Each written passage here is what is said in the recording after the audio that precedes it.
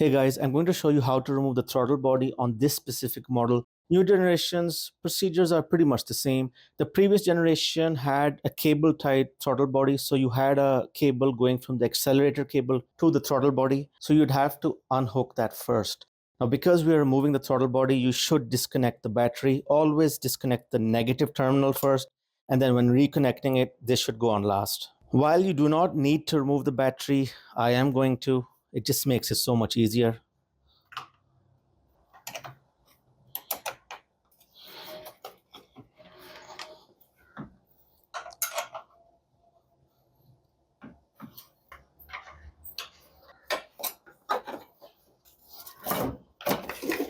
Removing this tray will just give you a bit more room.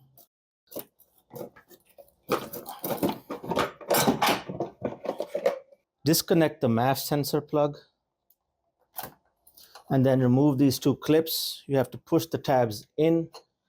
Just get a flat tool or flat screwdriver and push it in. And then this one usually is a bit of a pain, but we'll get there.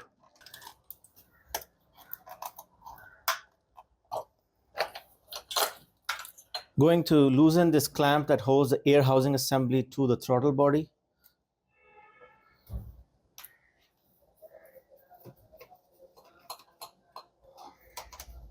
We have two 10mm bolts to remove that holds the air assembly housing down.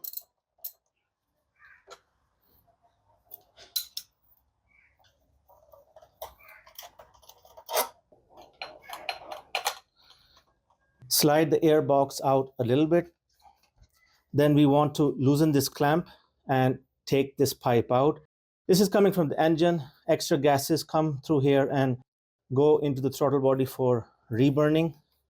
So take some pliers and push this pipe out.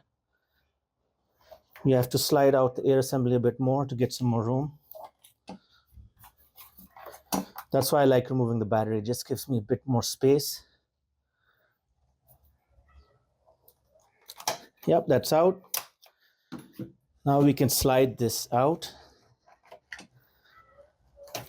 If you do not want to remove the battery, but you still need to disconnect it, the service manual says to remove this top box, these two screws here, and then you pull it out, flip it this way, and then you can take it out. But as I said, we're disconnecting the battery. It's just easier to remove this. It just gives so much more space.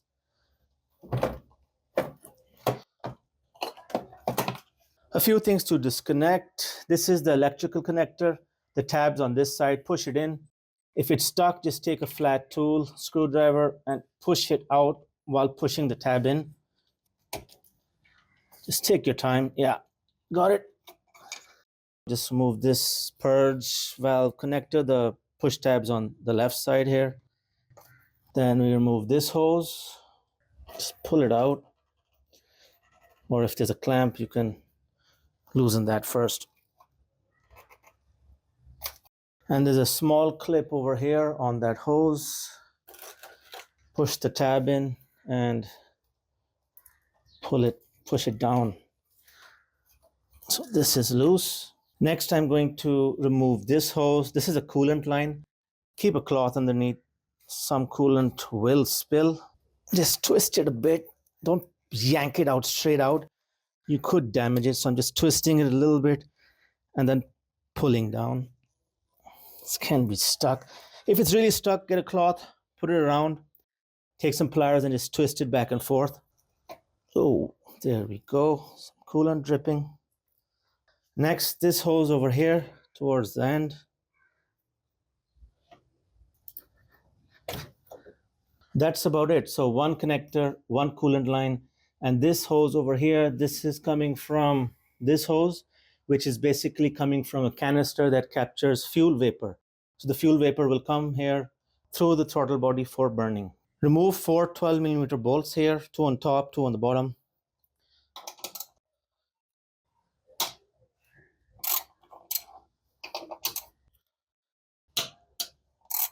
Remove one side at a time because there's a bracket over here. Just remove the bottom bolt first and then get to the top.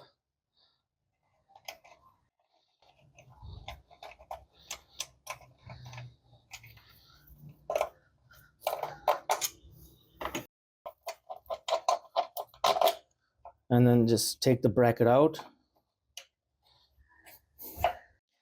Bracket doesn't want to come out.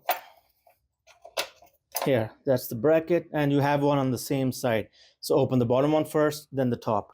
I forgot to mention that before starting this, take a picture so you know where the hoses go, where the clip goes. I always do that, and that really helps. But I have a video now, so that will also help. That's the last one. Just slide this out. You have to get the hoses, some of them out of the way.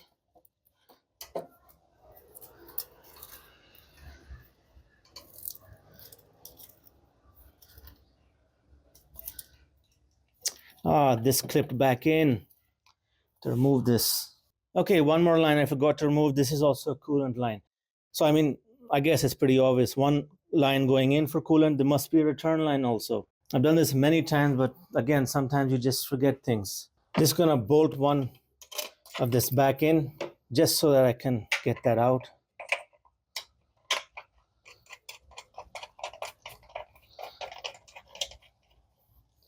Wrapping a cloth around the pipe. Don't want to damage it. Just gonna twist it from the top. You don't have to crush the hose or anything, just enough that you can twist it. Get a cloth, again, this is coolant, and that's it.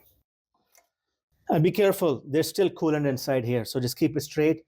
Make sure you know where this gasket is, very important. It might have been stuck on the throttle body. Just carefully remove it. Now, every time you remove the throttle body, Honda says to replace this gasket. I have never replaced this gasket. I clean it up lightly and I apply silicone grease on this. Don't smear it with silicone grease, just apply a little bit and rub it in. That's it. This video was only on how to remove this throttle body. I already have an older video on how to clean it. You have to be careful when cleaning it. You shouldn't drown it in throttle body cleaner. So that video will be linked towards the end. As always, guys, thanks for watching.